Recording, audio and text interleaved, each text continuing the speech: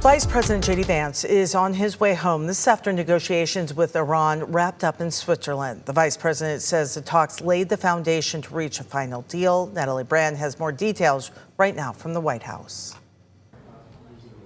Vice President JD Vance wrapped up an 18-hour negotiating session with Iran. We made a lot of good progress. We did exactly what we wanted to do. As part of that progress, the vice president says Iran has agreed to allow nuclear inspectors into the country, and they've established a communication channel to ensure the safe passage of commercial vessels through the Strait of Hormuz and prevent misunderstandings. We actually set up the coordination mechanism so that we could demine the Straits of Hormuz, so that when there are the conflicts that inevitably come up, we can make sure we work through them rather than that leading to escalation. The two sides also established a working group to address the fighting between Israel and Iran-backed Hezbollah so it doesn't derail the peace process. Over the weekend, President Trump posted on social media that Iran needs to stop its proxy group, saying if they don't, we'll hit Iran very hard again.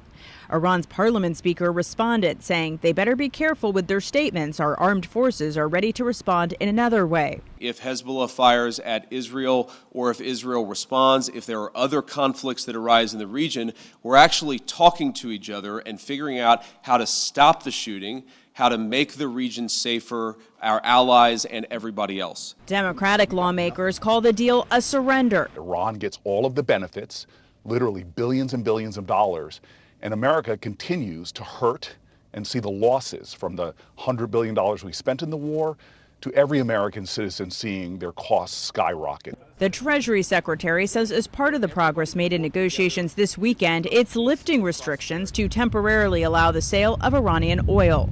Natalie Brand, CBS News, the White House.